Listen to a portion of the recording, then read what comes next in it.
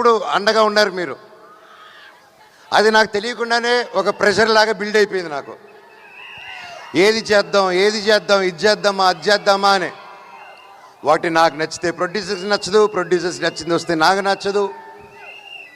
ఎలా దీన్ని తీసుకెళ్దాం అన్న టైంలో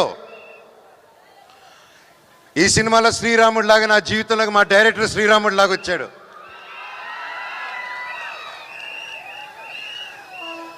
వచ్చి కథ చెప్పిన వెంటనే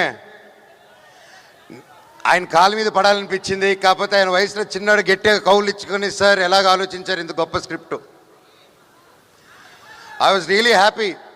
అంటే నేను బ్లాక్ స్వాడ్ గురించి చెప్పాలంటే మహాబీర్ నామా అండి. నేను మనోజ్ మంచు కమ్బ్యాక్ 2.0 ఇది ఏంటి, ఎలా రావాలి ఈ కంబ్యాక్ అనే, నీ కంబ్యాక్ కావాలి, నీ కంబ్యాక్ కావాలంటే అప్పుడు నాకు మిరాయే కరెక్ట్ నా కంబ్యాక్ అని 3 సంవత్సరాలు